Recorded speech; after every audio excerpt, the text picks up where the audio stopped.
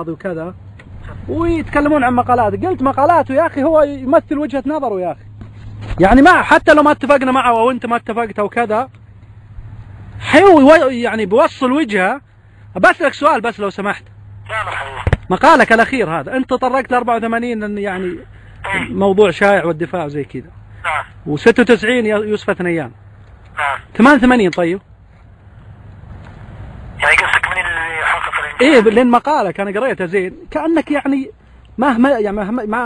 ما حطيته لشخص معين او شيء او كيف شخص يعني انت شخصت الموضوع حق 84 بين شائع والدفاع وعام 96 الانجاز نسبته ليوسف ثنيان. يعني كان تقريبا له الدورة يا يوسف فيه. كيف؟ خاصة مباراة الصين يعني لما نزلوا قلبهم. طيب كويس نتفق معك، لكن 88 والله الامور كانت فيها اكثر من يعني لاعب يعني حقق يعني حضور في البطولة. يعني مثلا قدام البحرين يوسف جازع جاب التعادل، قدام ايران ماجد ضيع بلنتي ويوسف جهز الجول الماجد. المباراة النهائية كانت ضربات الترجيح يعني. كويس. لكن الحد لاحظ ان الدفاع والحراسة كان من احلى ما يكون. ليش؟ ان جميع المباريات يا 0-0 يا احنا نفوز 1-0. طيب لدينا كان كرة يعتمد على تكفيل المنطقة والكرات المرتدة. طيب يعني شو اسمه يعني حتى نص الملعب يعني اشوفك اهملته يعني بكل الثلاث بطولات. لانك انت الحين تنسب شو اسمه ان ماجد ضيع بلنتي، صحيح كلامك سليم ضد ايران، وتقول جهز ثنيان شو اسمه هدف للماجد جهزه يعني. طبعا طبعا ماجد جاب الجول قدام ايران واللي جاء خلنا المباراة النهائية وكذا. طيب ما يخالف، انا اقول النص يعني لا صيبيح ما ذكرته لا ب 88 ولا ب 84 رغم انه يعني يستحق يا اخي الذكر يعني بغض النظر يعني.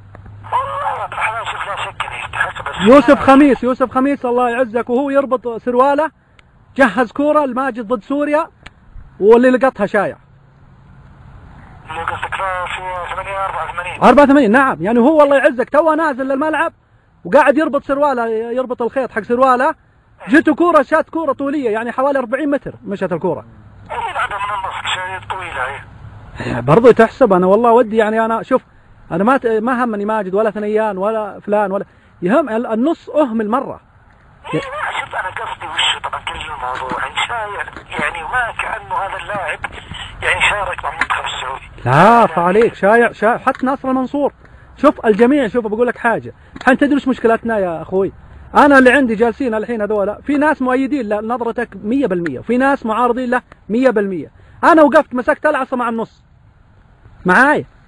يا ابو ايش نقول؟ انا ابو صالح حبيبي سم. هو المساله انك ما تقدر تعمل احد، بس كان الهدف وشو؟ في لاعب يكون له بصمه قويه في تحقيق انجاز. احنا مباراه الصين لما لعبت معهم على النهائي كان اكثر الناس اللي متفائلين احنا ممكن نهزم 1-2. الصين اكثر منك خبره وتجربه وممكن تفوز عليك. ليش؟ وطول المباريات الدورة يعني ما حد سجل فيهم هدف صدق. فانك تجي من اول ربع ساعه وتخرجهم تقدمهم. طبعا شيء له دور كبير في تحقق مباريات. طيب انا قالوا لي هنا بعد الجلسين الحين واحد يذكرني يقول طيب اذا الامور فرديه تحسب بالامور الفرديه يعني الحين انت تعرف سامي الجابر يعني في خلاف كثير على مساله كاس العالم وكاس العالم وانه اهلنا وزي كذا. يعني الحين يقول لي واحد جنبي يقول دامو يقول يأيد ان في مثلا زي يوسف ثنيان تقول له دور كبير. يقول يعني سامي الجابر وش دوره يعني بنهايات كاس العالم؟ تقريبا 2006 كان له البطوله. وعام 98 ما جاب ولا هدف. 2006 قصدي في التصفيات. لحظه خلينا نبدا من جديد يا اخوي عبد المحسن معليش احنا ترى نحترم وقتك وكذا لكن خلنا يعني نستفيد يعني من نقاشنا معك. يعني واحنا برضو احنا اذا في عندك ثغره او شيء او كذا يعني الكمال لله ترى. زين عمل كيف؟ اليوم في مباراة؟ منتخب ايه ما قاعد استراحة ما شاء الله عليكم. بس لا والله ليتي باستراحة بعد محل احنا جالسين محل. يلا حبيبي اسمع اخوي عبد المحسن. طيب خلنا يعني 94 و98 يعني في واحد اللي جنبي الحين اشغلني يقول اسأله 98 يقول ما جاب ولا هدف. هل يحسب له انجاز؟ بالتصفيات انت كونك تنقل منتخب تنقل المرحله ثانيه ما جاب ولا هدف. 98 حتى الهلال ما كانوا راضين عن سامي وراحوا ودوه للانجليز يدربون وما ادري ايش، ورجع ولقى المنتخب جاهز وخش معاهم بالتصفيات. صح جاب ضربه جزاء ضد جنوب افريقيا بس ما تحسب، هل ما تعتبر انجاز اعتقد؟ جنوب افريقيا؟ ها؟ ضيع عليك ايش فيك انت؟ عام 98 هي ضاعت لك. شلون ضيعها؟ هو لا يا استاذ الكريم، شلون ايش فيك انت خلطت بين الافرو اسيويه وكاس العالم، احنا نتكلم كاس العالم. كاس العالم جاب بلنتي هو والثنيان جاب بلنتي. في النهائيات يعني. اي انا اقول لك هو هم يقولون يعني من اللي نقل المنتخب، الحين في الكلام الدائره الان ان سامي له الفضل بالاربع نهائيات اللي تاهلت لها السعوديه كلها. المشكله والمشكله حتى انت خشون طائره في حرب 94 شارك في اخر مباريات وتحديدا بالدائره. بقطر شارك بقطر بعد كنت انا سجله هدف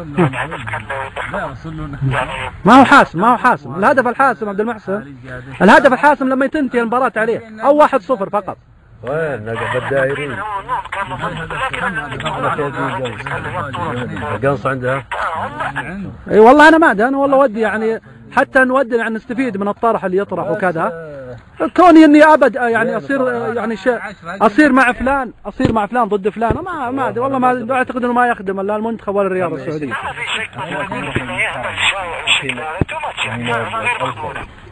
وعندي واحد يا اخوي عبد المحسن بعد يقول في مقال لك اللي قبل كذا، مقال في انت ما متطرق للنصراويين انهم هدافين باليد وزي كذا، يقول في بطوله للهلال جت باليد ما تطرق لها اخوي عبد المحسن اللي بطوله النزهان. فاول. شلون فاول؟ معلش في فرق بين الحكم فاول. بس حسبه فاول الحكم؟ شلون ايه؟ ارجع للكوره صفر. ما هي فاول. لحظه عمي عبد المحسن، لحظه الله يهديك، لو حسبوا فاول بلنتي على الهلال يصير. هو منع هدف على المرمى الهلال هو. حتى التوفير ونختار بلنتي الان. تدري ايش حطها الحكم يا عبد المحسن؟ بذكرك فيها. انا فهمتك فيها، انا عارفها. لحظه يا الغالي اسمع. ضد الاتحاد الحكم المفروض شوف. لا والله ما هو انا شغلتك اول مره اكلمك الله يجزاك خير. انتم كلكم ما لحد صوتكم من تقريبا سنين ومنين. طيب شلون وانت الحين يعني حق اهداف النصر اللي تو جاب ريان هدف بيده تو يعني صارت سنين ودنين؟ اقول لك انا طبعا الان لما تتكلم تقول ان فلان كيتو فلان كذا. لا يا بعد روح انا والله انقل لك وجهه نظر يا اخي. بعدين شوف يا عبد المحسن من حقك يا اخي تقول انا اغلق الخط ابشر نغلقه، لكن دامك قبلت معنا بالنقاش انت الحين ما انت متاكد بيد النزهه، انت تقول حسب. كيف تقول متاكد تحسب فاول؟ ترى نحب الصوت العالي معلش. ما انا ما اعرف. سام يلا تفضل. تاخذ مني انت تكلمني بتاخذ مني. تفضل. يا اخي مباراة الاتحاد اللي تتكلم عنها هذه. نعم. اليامي مدافع الاتحاد ممتاز. دخل الله يكرمك برجوله كان النزال طايح وعليه الدقيقة صفر وزنده فاول. مالك لوا حسبها كورنر يا اخوي. حسبها كورنر. يعني حسبها كورنر قبل يدخل باسم. لا لحظة يا اخوي عبد المحسن، قبل يدخل باسم انت تقصد باسم اليامي. اعرفه هذا قبل يدخل النزهان رجعه من بيده. داخل عليهم وصفر وحسبت فاول. طيب ممتاز. طيب بطولة هذال الدوسري كاس الخليج 89 بالرياض.